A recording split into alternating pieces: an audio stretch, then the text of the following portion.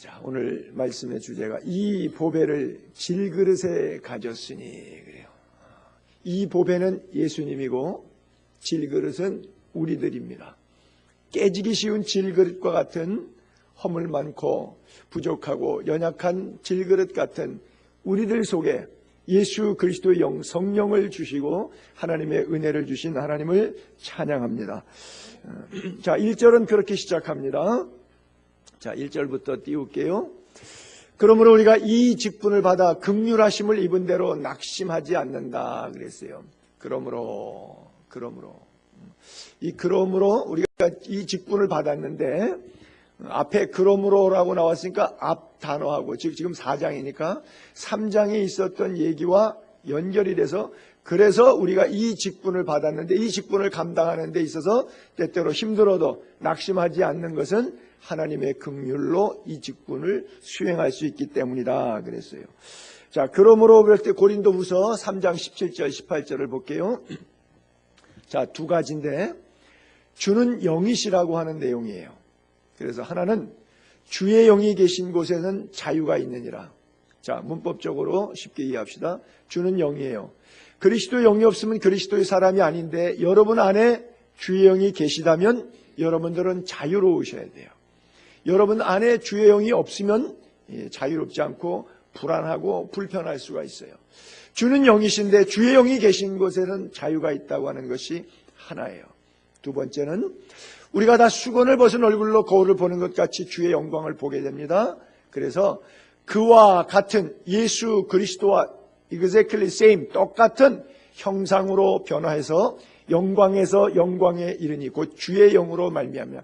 자, 하나는 주의 영은 우리를 자유하게 한다는 것이고 두 번째는 우리도 썩을 육체지만 질그릇이지만 깨지기 쉬운 존재이지만 그럼에도 불구하고 내 안에 주의 영이 임하시면 우리가 주의 형상대로 덧입어서 영광에서 영광에 이르게 되는 삶을 살게 된다라고 하는 거예요.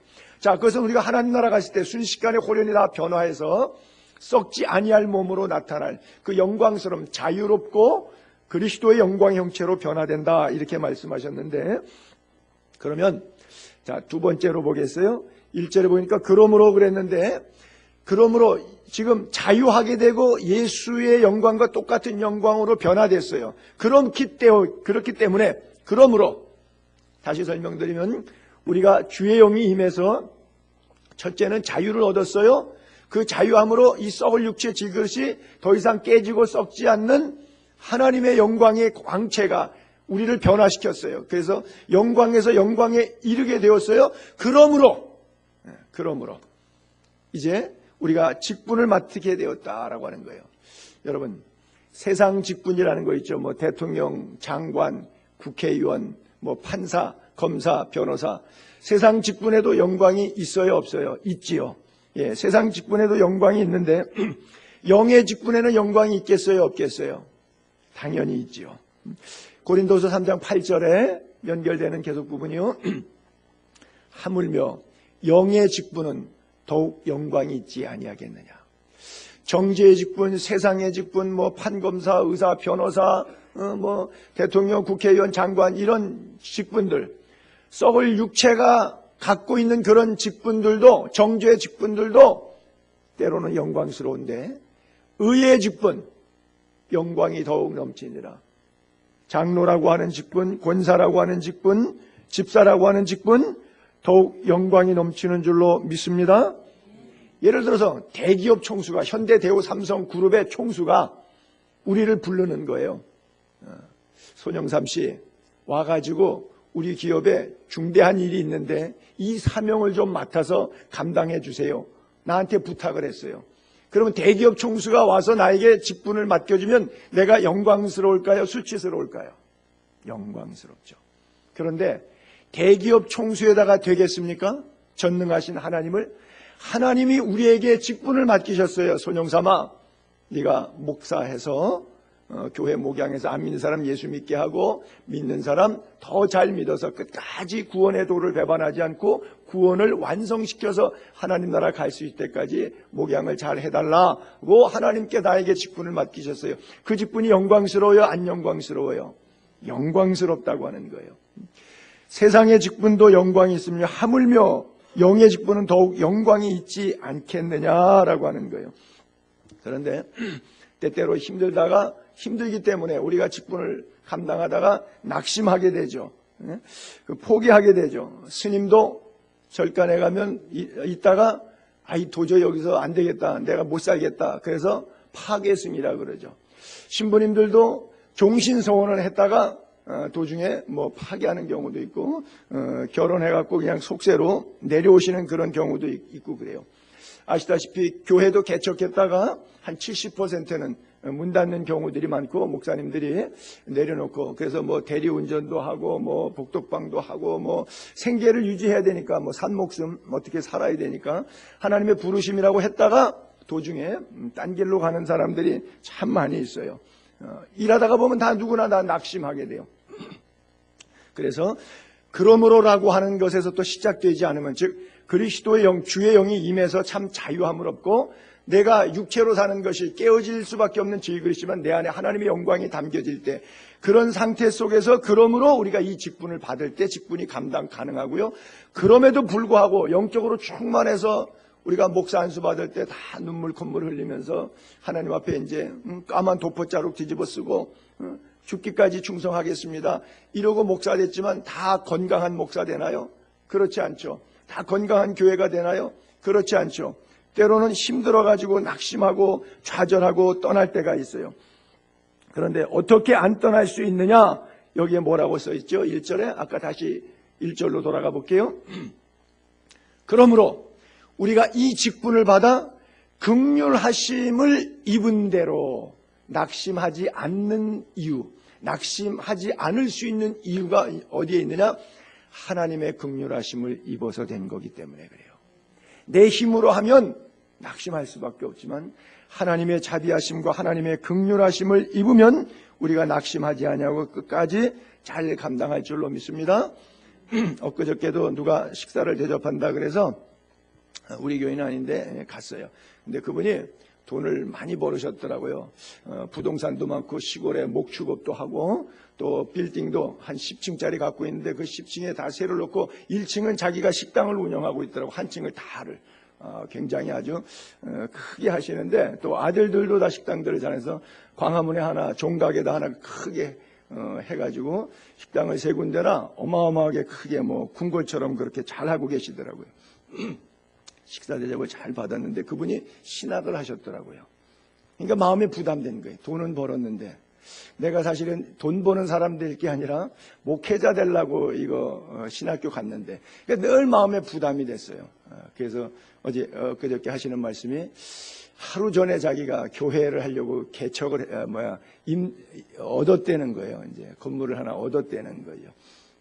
그래서 제가 차 타고 그분하고 같이 갈 일이 있어갖고 움직이면서 그랬어요. 왜 교회를 하시려고 하십니까? 그렇죠?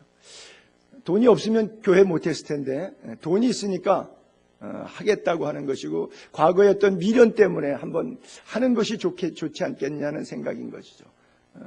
그래서 그분이 하나님 앞에 받은 도전 때문에 거기에 대한 늘 부담을 가지고 교회를 목회를 해야 되지 않겠느냐 하는 것을 갖는 것은 좋지만 거기에 내 생각인가 하나님의 생각인가를 저는 묻고 있는 거예요.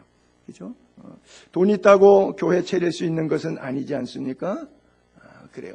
우리가 하나님의 긍휼하심을 입어야 낙심하지 않고 이 직분을 끝까지 잘 감당하게 될 줄로 믿습니다.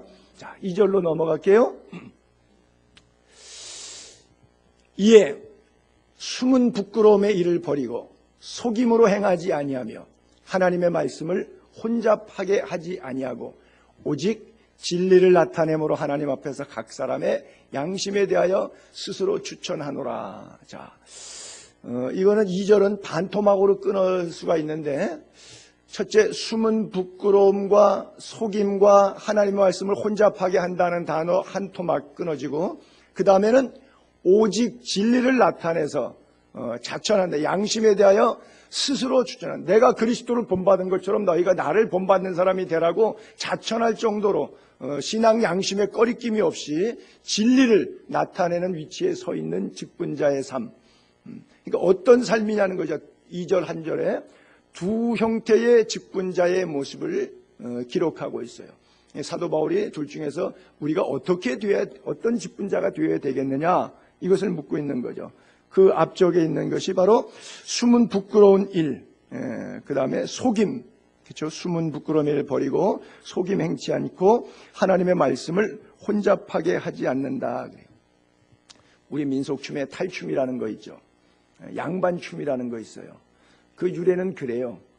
양반들은 점잖잖아요. 냉수 마시고도 배부른 척 있으시고 뭐 이런 게 양반이었잖아요. 한국 전통사회에서는. 근데 채통 없이 그냥 마당에서 마당새들하고 같이 어울려서 춤추는 건 있을 수가 없는 일이죠. 춤은 추고 싶고 어떻게 하겠어요. 가면을 쓰면 양반인지 쌍놈인지 구분을 못 하잖아요. 그러니까 양반춤이라고 하는 탈춤이 바로 가면을 쓰고 췄던 춤이에요. 흔히 말해서 가면 무도회라고 하는 것이죠. 그래요.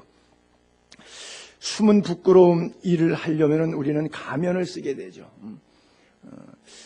왜 이렇게 카드놀이도 보게 되면 가끔 인터넷이나 뉴스에서 신문 나오는데 이렇게 도박하는데 조작을 하지 않습니까? 카드놀이 돈 달라고 이렇게 조작하고 있지 않습니까? 이게 다 뭐예요? 숨은 부끄러운 일들이죠.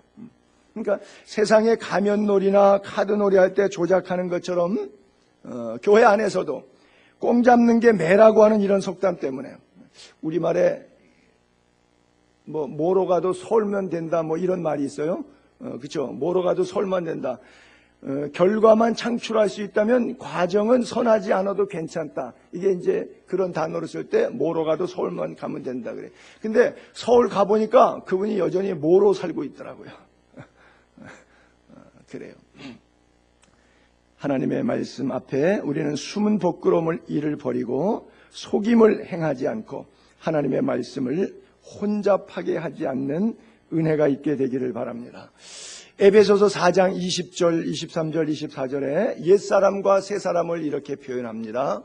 너희는 유혹의 욕심을 따라 썩어져가는 옛 습관. 우리가 예수 믿고 나면 옛날 습관들 다 버리지 않습니까?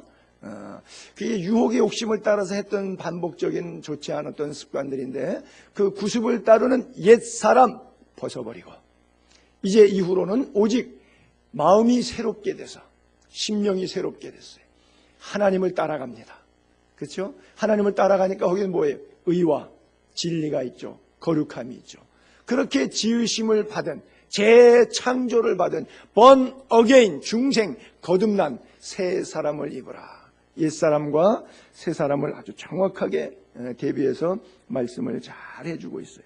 그래서 숨은 부끄러움의 일을 버리고 속임을 행치 않고 하나님의 말씀을 혼잡하게 하지 않는다. 저도 설교하면서 늘 두려운 게 그런 거예요. 내가 하나님의 말씀을 하나님 입장에서 전하고 있는가, 내가 처한 상황에 의해서 내 감정적으로 아전인수격으로 설교하고 있는가, 늘 이게 제 안에서의 고민이에요. 또는 이제 성도님들에게 설교할 때 부흥회 가거나 선교 집회 가면 대상하고 저하고 인간관계가 없기 때문에 하나님의 말씀을 편안하게 그대로 다 직접 화법으로 선포해요. 마음껏 외칩니다. 교인들이 은혜 받았다고 설교 끝나고 나면 뒤에서 줄 서서 인사하시고 얼마나 감사해하는지 몰라요. 그러나 이제 같이 목회하는 교인들하고 설교하다 보면 이 설교하면 또 저 사람 상처받지 않을까, 가정 이야기, 경제 이야기, 인간관계, 우리는 다 얽혀 있어요. 그렇게 되니까 하나님의 말씀을 순수하게 전하려고 해도 이걸 자꾸 주변에서 절제를 해야 돼요. 그러다 보면 내 생각이 들어가게 돼요. 하나님 말씀대로 흐르지 않고 혼잡하게 내가 믹스를 해야 돼요. 왜? 상대가 들을 때 불편하면 안 되니까 하나님의 뜻이 어쨌든 상관없이 일단 내가 목회를 하려면, 밥 먹고 살려면 교인들하고 감정 싸움 하지 않아야 되니까 편안하게 설교를 재밌고 유익하게 상처되지 않게 해야 된다고 하는, 아전인수격으로 설교를 해야 된다고 하는 그런 아픔이 있어요. 자, 보세요. 선악과를 따먹었어요. 하나님께서 하와에게 막바로 찾아가서 야단하신 게 아니고 먹은 건 하와가 먹기 시작했는데 아담에게 찾아가서 따져요. 아담이 억울하죠. 그러니까 하나님께 이렇게 말하잖아요. 너 왜 먹었어? 아담이 이르되 하나님이 주셔서 나와 함께 하신 여자, 그 여자가 그 나무 열매를 나에게 주었기 때문에 내가 먹었나이다. 자, 그래서 제가 빨간 줄을 이렇게 2개 쳤는데 중간에 과정 설명에 파란 색깔은 빼고, 과정 설명이니까 중간에 이유 변명은 빼고 직접 화법으로 때려보면 아담이 이르되, 빨간 줄만 읽을게요. 하나님이 주셔서 내가 먹었나이다. 맞죠? 그렇죠? 아담이 지금 말하는데 맞잖아요. 틀렸어요? 하나님이 줬잖아요. 선악과도 하나님이 만들었고 하와도 하나님이 만들었고, 그래놓고 나보고 어쩌란 말이에요. 하나님이 만들었잖아요. 그러니까 하나님이 주셔놓고 그래서 내가 먹었는데 so what? 뭐가 잘못됐다는 거예요. 그렇죠? 우리는 하나님의 말씀을 받을 때 이렇게 받기가 쉽다는 거예요. 자, 또 3절로 넘어갈게요. 그래서 만일 우리의 복음이 가리었으면 망하는 자들에게 가리워진 것이라 그래요. 복음이 가리웠다. 복음이 가리워지지 않죠. 여러분, 복음은 예수 그리스도의 빛인데 빛이 여러분 인위적으로 가리면 가려집니까? 안 가려지죠. 절대 안 가려지죠. 예를 들어서 이 공간에 빛이 있어요. 이 빛을 가리려고 하면 가려져요? 안 가려져요. 가릴 수 있는 방법 하나 있어요. 이 공간에 빛이 싫어서 여러분들이 나가버리면 돼요. 어둠으로 들어가 버리면 돼요. 불어 잊어버리면 돼요. 그래서 그것을 망하는 자들에게 가려진 것이다 라고 하는 거예요. 왜냐하면 복음을 거부하는 자들에게는 복음의 빛이 될 수가 없다라고 하는 뜻이에요. 요한복음 10장 4절에도 예수님께서 선한 목자 비유를 말씀하실 때 내 양이냐 아니냐를 이야기할 때 자기 양을 다 내어놓은 후에 앞서가면 양이 그의 음성을 아는 거로 따라서 이리 와라 이리 와라 이리 와라 그러면은 그냥 목동 따라서 다 따라가요. 저도 해봤거든요. 메테오라 수도원에 갔을 때 양떼들이 많아갖고 사진 찍으려고 양떼들 모인 가운데 목사님들하고 같이 갔다가 목도가 흉내내니 목동이 랄랄랄랄랄랄 그러니까 그냥 그대로 들들들들들 양들이 차 따라가는데 뭐 그림 같아요. 그래서 나도 가가지고 근접해 랄랄랄랄 때 다 도망가더라고. 타인의 음성을 알지 못하는 거로 타인을 따르지 않냐고 도리어 도망하느니라 그래요. 자, 이렇게 말할게요. 마귀의 자식인데 예수님이 오셔서 선포하시면 마귀의 자식이 예수님을 따라가겠어요? 안 그러면 도망가겠어요? 지금 그 얘기를 하고 있는 거예요.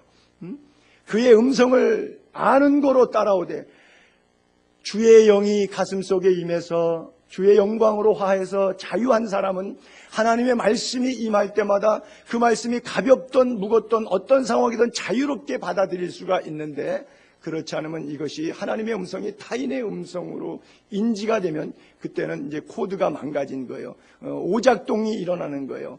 그래서 하나님의 음성이 타인의 음성으로 되고 사탄의 음성이 내가 가야 될 길에 인도함의 음성으로 들리는 거예요. 아담이 아까 했던 얘기하고 똑같은 거예요. 그래서 도망가느니라 그랬어요. 여러분, 디모데후서 2장 9절 한번 볼게요. 하나님의 말씀에 대한 능력이 이렇게 표현되고 있어요. 복음으로 말미암아 내가 죄인과 같이 매이는 데까지 고난을 받았으니 감옥에 있어서 매여 있을 때 순교하기 직전에, 저 디모데후서는 사도 바울의 13권의 바울서신 가운데 마지막 책이에요. 나이 65세경에 죽기 직전에, 순교 직전에 썼던 마지막 글입니다. 그 감옥에 갇혔어요. 이제 죽어요. 그가 뭐라 그래? 내가 죄인처럼, 사실 죄인이 아니잖아요. 죄인처럼 매이는 데까지 고난을 받았어요. 그러니까 끝난 겁니까? 망한 겁니까? 그렇지 않다는 거죠. 하나님의 말씀은 매이지 아니하니라. 하나님의 능력입니다. 우리가 처한 상황과 관계없이 하나님의 말씀은 능력 있게 선포됨을 믿게 되기를 바랍니다. 그래요. 제일 우리가 이야기하면서 서로 가슴 아픈 이야기가 이런 것 아니겠어요? 현대 교회를 살아가면서 교회가 교회답지 못하다, 또 성도가 성도답지 못하다, 이런 얘기를 나눌 때 제일 가슴이 아픈데 왜 이런 얘기가 화제가 되고 뉴스 인터넷에 오르내리냐 하면 천국과 지옥에 대한 설교가 없기 때문에 그래요. 우리가 심판을 믿지 않기 때문에 그래요. 성경에는 천국이라고 하는 단어가 38번 나옵니다. 천국이란 단어가 38번 나오고 지옥이라고 하는 단어가 13번 나와요. 그런데 예수님이 38번 가운데 예수님 설교에 등장되는 단어로 사용됐을 때가 36번이에요. 지옥이란 단어가 13번 나오는데 예수님이 설교에 인용했을 때 나왔던 단어가 11번이에요. 그럼 무슨 얘기예요? 38번의 천국 단어 가운데 예수님이 인용한 것이 36번이고 지옥 단어 13개 가운데 11개를 예수님이 쓰셨다는 얘기는 예수님의 설교는 뭘로 도배했다는 거예요? 천국과 지옥으로 도배했다는 거예요. 제 설교를 평가해 보시면 천국, 지옥 설교가 5년 반 동안 했던 설교 가운데 몇 번 했을까요? 예수님의 설교는 90%가 천국과 지옥 설교만 했어요. 예수님은 설교 준비도 안 하셨나 봐. 그래요. 이게 바로 불편한 진실이라는 거예요. 교회는 사람을 모으는 데가 아니죠. 하나님을 예배하는 데죠. 그렇죠? 여러분 누구 만나러 오신 건 아니잖아요. 하나님을 예배하기 위해서 왔지. 그래요.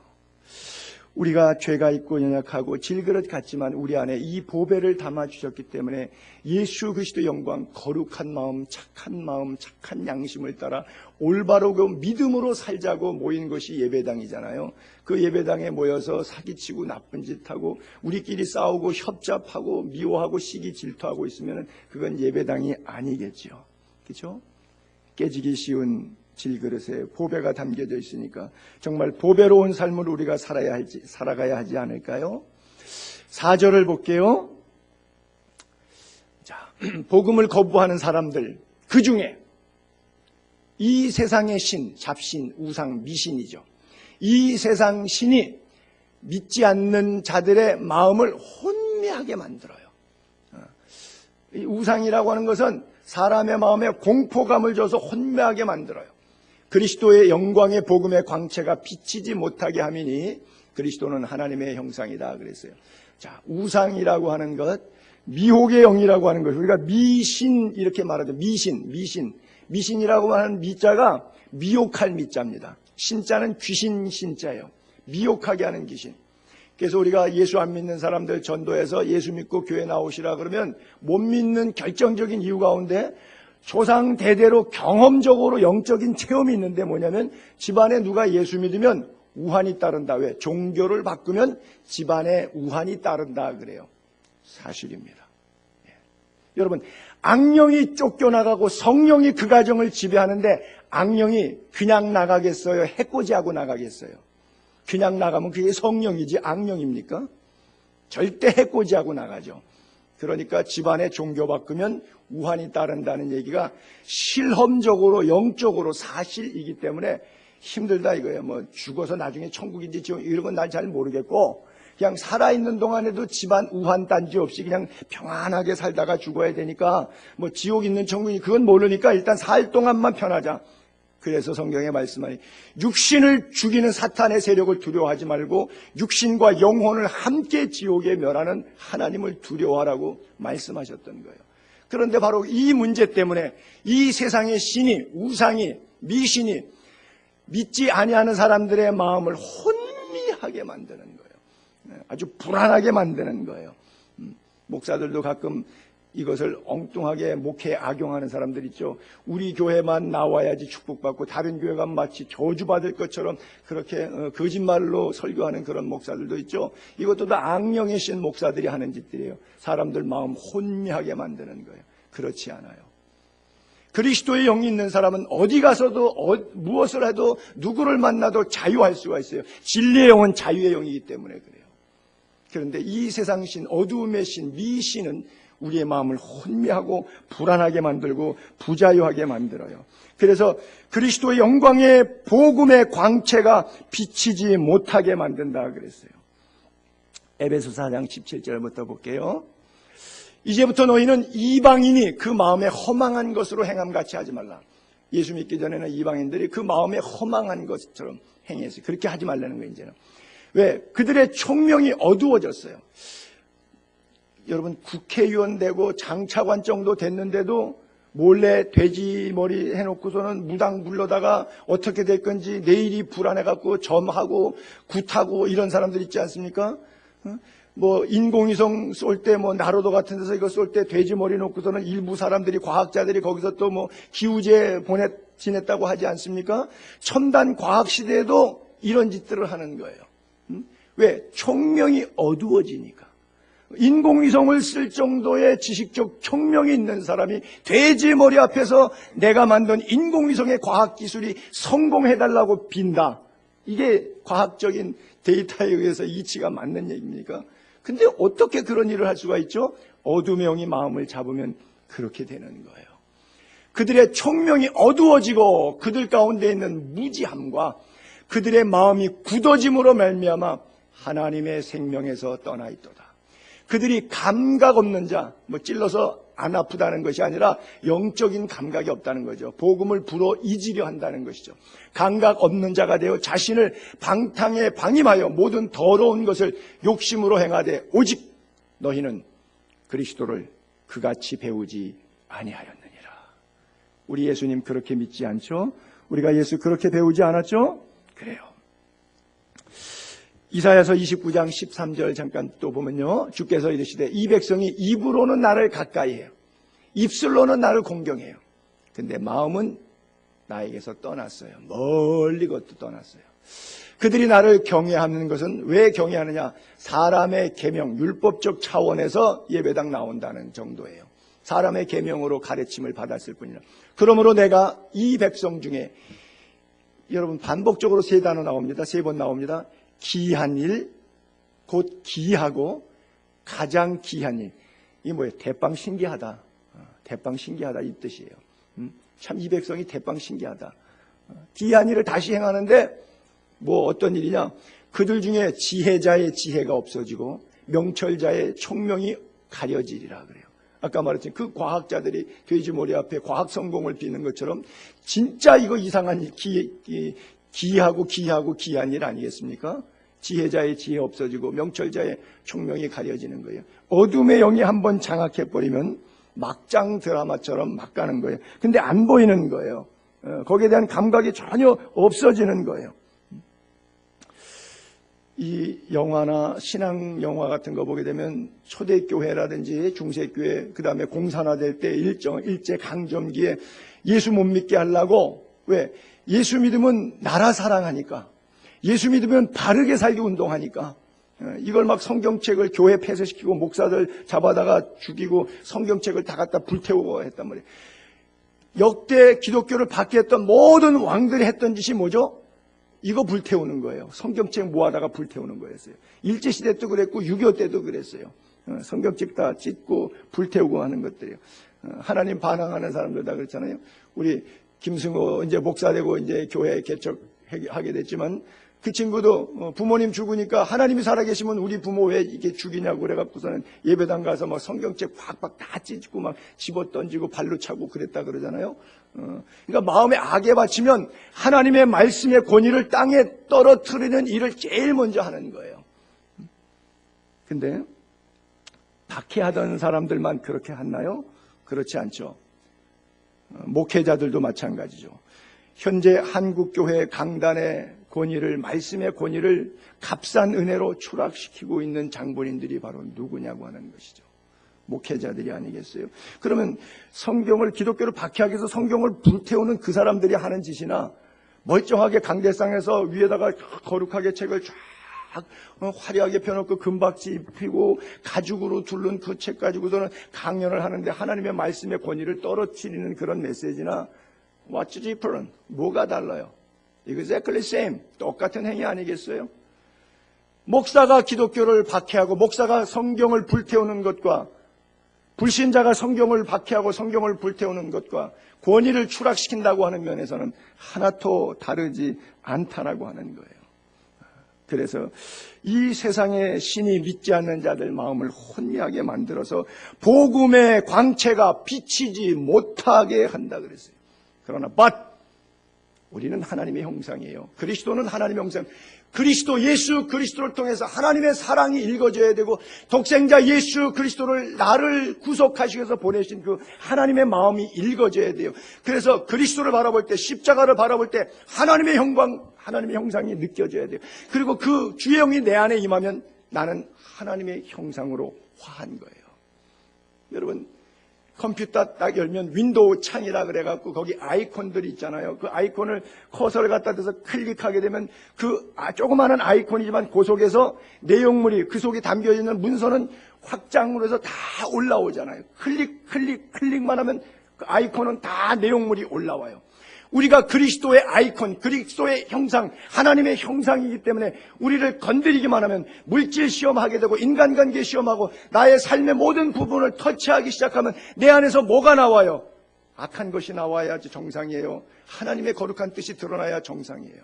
우리가 하나님의 아이콘이라면, 하나님의 형상이라면 우리 안에 무엇이 들어있냐에 따라서 건드릴 때마다, 사건이 있을 때마다, 문제 있을 때마다, 터치될 때마다 내 안의 것이 나오게 되어 있어요.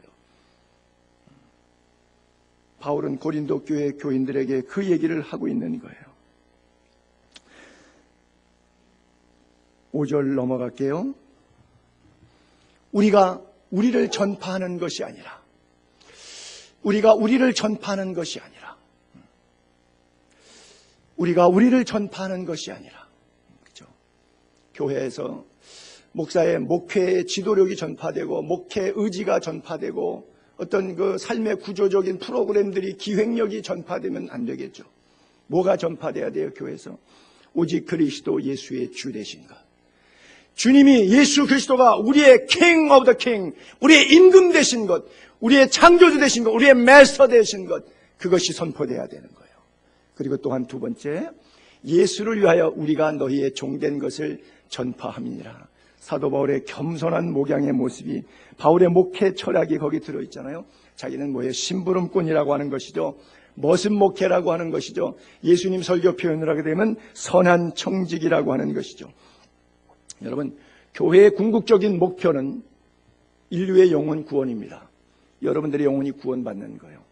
죄로 죽어서 지옥 갈 수밖에 없던 우리들의 육체가 예배당 나와서 하나님 믿고 죄 회개하고 천국 백성으로 바뀌게 되는 그런 공동체, 이것이 교회의 기능이에요. 인류 구원이 교회의 이유입니다. 우리가 왜 예배합니다? 프레이즈 더 로드, 주님을 찬양하고 주님께 기도를 올려드리고 주님을 위해서 살겠다고 하는 것이 왜요? 죽을 수밖에 없는 나를 십자가의 보혈로 속량해 주기, 하나님 은혜 감사해서 이제는 내 죄 씻김 받고 주 안에서 자유함과 평안을 누리기 때문에 죽어도 천국 천당이요, 죽지 않고 아직 살아있어도 이 땅의 삶에도 은혜 안에 자유함에 천국을 누리며 살기 때문에, 그래서 우리가 교회에 모이는 거예요. 교회의 궁극적인 목적은 바로 구원에 있어요. 그리고 그 구원이 완성되기 위해서 행하여진 방법론이 있는데 어떻게 가능했는가? 성육신이라고 하는 것, 즉 하나님이 이 땅에 인간의 몸을 입고 오신, 즉 예수 그리스도의 십자가 사건 때문에 그 일이 가능해진 거예요. 아담과 하와의 타락, 선악과 이의 범죄 이후에 해결할 길이 없었는데 하나님이 친히 육신을 입고 내려오신 거예요. 그래서 이 문제를 해결하신 거예요. 우리가 그것을 믿는 거예요. 빌립보서 2장 5절은 그렇게 고백하고 있는 거예요. 너희 안에 이 마음을 품으라. 우리가 본받아야 될 마음, 곧 그리스도 예수의 마음. 그는 오리지널, 근본적으로는 하나님과 exactly same 본체이에요. same body.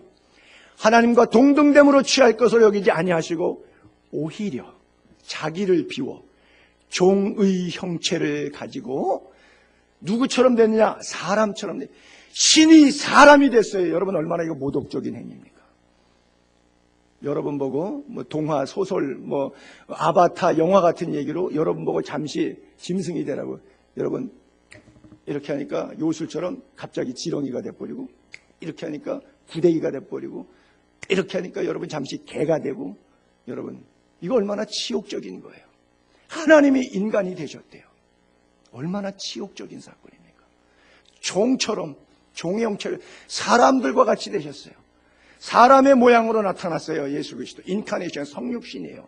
자기를 낮추시고 죽기까지 복종하셨으니 곧 십자가에 죽으심이라. 십자가에 죽으실 이유가 없는 분인데 십자가에 그렇게 죽으신 거예요. 우리 죄를 용서하시기 위해서, 하나님의 사랑 때문에요.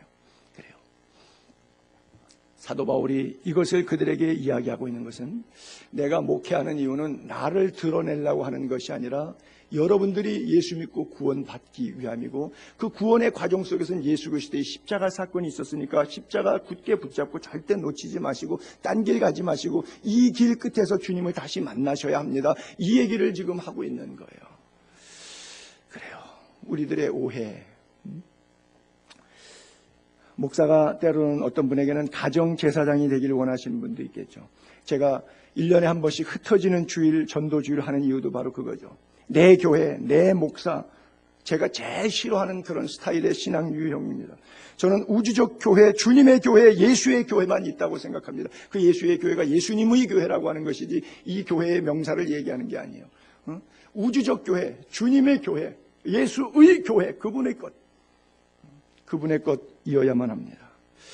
우리끼리 모여서 재밌으니까 제가 성남중학교에서 목회할 때 8명이 시작했는데 20-30명 모이니까 사람이 많은 것 같은 느낌이 들었어요.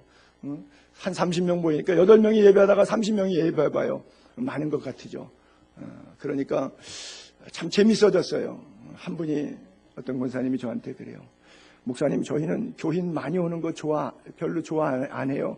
많이 오면요, 이렇게 싸움이 생겨서 파당 생기고, 목사님하고 또 이렇게 거리감도 생기고, 목사님하고 덜 친하게 되고요. 우리는 교인들이 많이 오는 거 별로 안 좋아해요. 그러더라고요. 교회 키우지 마세요. 그러더라고요. 제가 키운다고 키웁니까? 키우려고 악을 썼는데 안 크는 거 이거 보세요. 여러분, 인간적으로 저하고 가까워져서 뭐 하시게요? 저하고 가까이 계시면 여러분 스캔들만 생기고요. 가까이 계시면 허물만 보입니다. 허물만 보여요. 여러분, 천국교회 한번 가볼까요? 여기 지상교회 있다가 이제 천국교회 가시면 거기 내 교회 있을 것 같아요. 여러분, 손용산 못 찾아요. 어디 있는지. 옆에서 같이 신앙생활은 아무개 집사, 그렇게 신앙의 믿음의 동지고 서로 중보기도 해주는 사이였는데 그 사람 천국 가면 내 옆에 있을 것 같아요? 그렇지 않아요. 전 세계 그리스도인들이 다 올라와 있는데 이 땅에서의 삶을 다 잊어버리고 분토와 같이 잊어버리고 하나님 나라에서 새 생활이 시작되는 거예요. 그래서 천국에는 한 가지 뭐예요? 기억상실증에 걸린다는 거예요. 기억상실증. 기억상실증에 걸려야 새 생활이 시작이 되는 거예요. 천국에 갔는데 이 땅에서 속상했던 거 다 기억나고, 나는 예수 믿고 구원받아서 천국 갔는데 우리 부모님은 예수를 안 믿어서 지옥 갔는데 천국 가서 생각하니까 우리 부모 예수 안 믿어서 지옥 간 거, 그게 가슴속에 늘 생각나니까 마음이 너무 불편해. 그게 천국이에요? 지옥이지? 그렇죠? 가면 생각이 이제 안 나요. 이 땅에서 그래서 열심히 전도하는 거예요.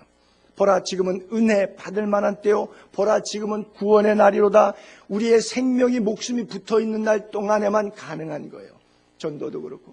그래서 우리가 정말 사람이 망할 때 귀부터 망한다고, 이 귀가 망하지 않고 마귀에게 빼앗기지 않고 귀가 열리고 가슴이 열려서 하나님의 음성이 들려지고 예수가 믿어지고 내가 죄인됨을 고백하는 그런 깊은 은혜와 성찰이 가슴속에 있게 되기를 바랍니다. 성령께서 여러분들의 마음들을 만져주시기를 바랍니다.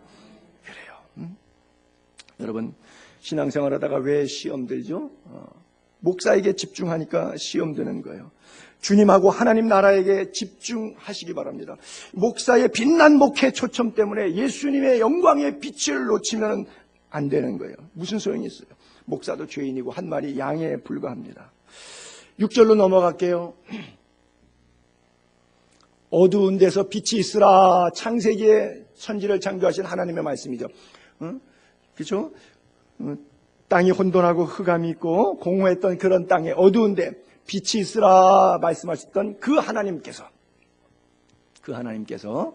예수 그리스도의 얼굴에 있는 하나님의 영광을 아는 빛, 우리 마음에 비춰주셨어요. 굉장히 하나님의 영광을 우리 마음에 비춰줬다고 하는 것인데, 빛을 스포트라이트 빛을 쫙 우리 가슴에 비쳤다고 하는데 좀 서술어가 좀 길어요. 그 하나님을 수식하는 단어가 태초에 천지를 창조하신 하나님이라고 하는 뜻이에요. 어두운 데서 빛이 있으라. 천지 창조하신 그 하나님이 어디에서 볼 수가 있느냐? 그 하나님을 어디서 느낄 수 있냐? 예수 그리스도의 얼굴에서. 예수 그리스도의 얼굴에서 그 하나님을 느끼는 거예요. 그리고 그 하나님의 영광을 알게 된 빛, 예수 그리스도는 참 빛이잖아요. 그 얼굴에서 하나님의 영광을 하는 빛이 우리 마음까지 들어오게 되는 거예요. 여러분, 예수 그리스도를 통해서 하나님을 알게 되고 믿게 되고 그렇게 되기를 바랍니다. 이건 기적이에요. 그렇죠? 이것은 하나님의 말할 수 없는 은혜입니다. 그래요. 그러나 하나님께서 예수 그리스도를 믿고 예수 그리스도의 얼굴 속에서 사역 속에서 말씀 속에서 하나님의 영광의 비침을 받게 되었는데 여기 빛이 딱 들어왔어요. 근데 이게 종착역이 아니에요. 여기서 끝나면 안 돼요.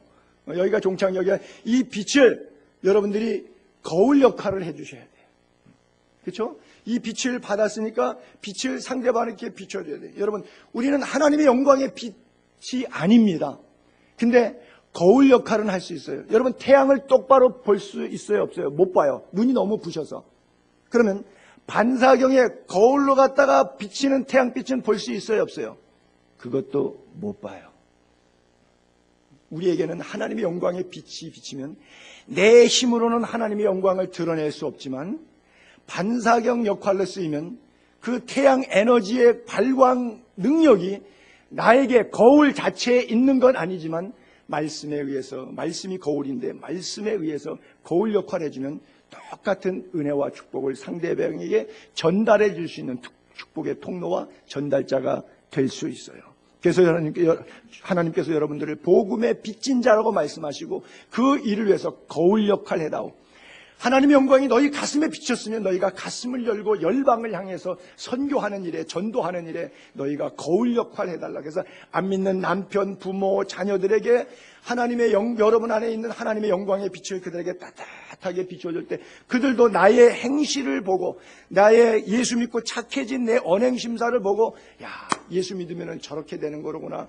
직접적인 빛이 아니라 간접적인 빛이지만 하나님의 영광을 되새김할 수 있는 간접적인 은혜가 그들에게 미쳐진다고 하는 거예요. 그래요. 7절로 넘길게요. 마지막 절입니다. 우리가 이 보배를, 이 보배, 예수 그리스도, 십자가, 하나님의 영광, 그 빛, 이 보배를 어디에 가졌느냐? 깨지기 쉬운 질그릇에 가졌다. 왜 좀 보배는 귀한 것은 귀한 그릇에 담으시지 왜 질그릇에 담았느냐 하는 거예요. 그 큰 능력이 하나님께 있고 우리에게 있지 아니함을 알게 하며 그래요. 약할 때 강함 주시는 하나님, 약할 때 강함 주시는 하나님. 여러분, 여기 황금으로 만들어 놓은 그런 보석이 있는데 여기다가 누가 대소변을 받으면은 이 황금으로 만든 통은 오물통이 되는 거예요.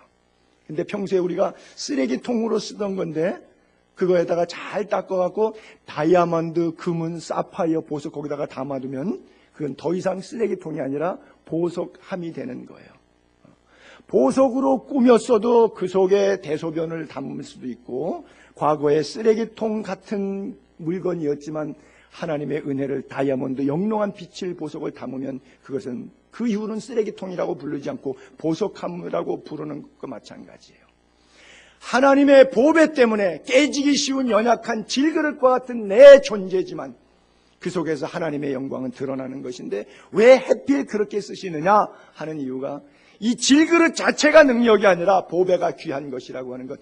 내가 쓸만해서 괜찮은 놈이니까 나를 쓰신다는 것이 아니라 하나님이 나를 사용하시겠다고 하는 사랑과 은혜의 표현이라고 하는 것이에요. 그래요.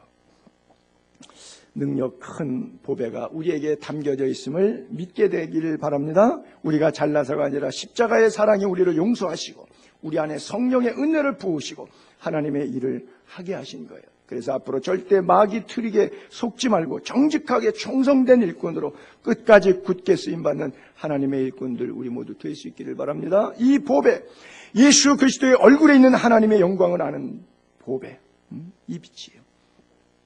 우리에게 가장 중요한 지식은 뭘 좀 더 많이 아는 것이 아니라 하나님을 아는 지식이 가장 고상함인 것을 깨닫게 되기를 바랍니다. 사도 바울이 그랬잖아요. 모든 것 다 배설물로 여기고 그리스도를 아는 지식이 가장 수준 높은 고등 지식이다. 형이 상학적 지식이다. 사도 바울이 그렇게 말했잖아요. 여러분 가슴속에 하나님을 아는 지식이 있게 되기를 바랍니다. 그런데 중요한 것은 사도 바울이 다메섹에서 예수님 만나기 전에도 하나님에 대한 지식과 율법에 대한 지식과 바리새인의 교리적인 율법은 정확하게 누구보다 더 잘 알고 있었어요. 알고 있으면 뭐 하냐는 거죠. 알고 있는데 교회를 핍박하고 예수쟁이 잡아 죽이는 데 썼잖아요. 그렇잖아요. 이게 어설픈 지식이라고 하는 것이 바로 그런 거예요. 사도 바울처럼 율법에 대해서 그렇게 많이 하는 바리새파 사람이 어디 있어요?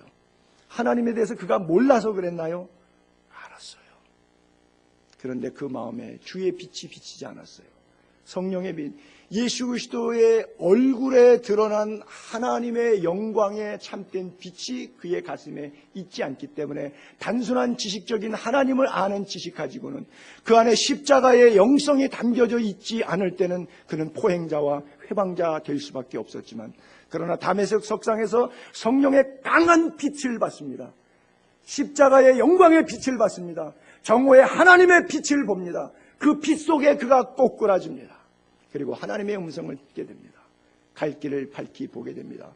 3일 동안 잠시 육신의 눈은 잠기게 되었지만 그 감겨진 육신의 눈 속에서 다시 깨어나는 하나님의 영적인 눈을 열게 된 것이에요.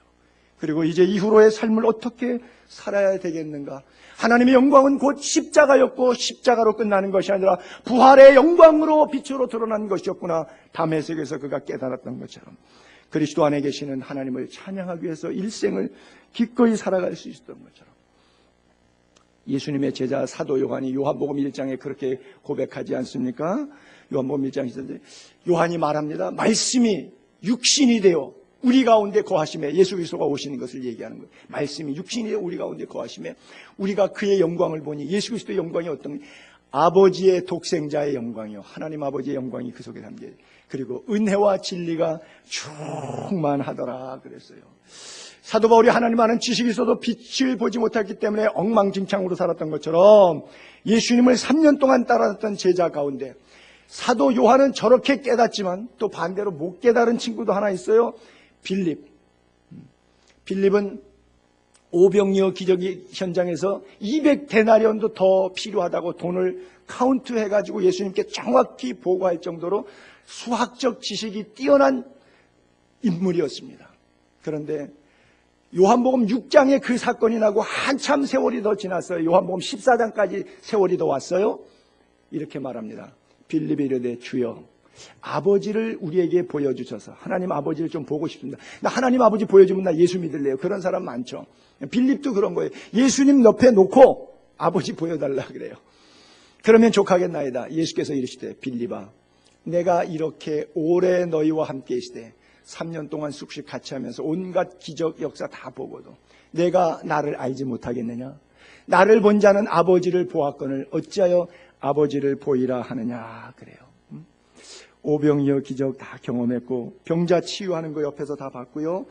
바다를 잔잔케 하고 파도를 꾸짖고 자연세계도 예수님 앞에 복종하는 것을 봤어요.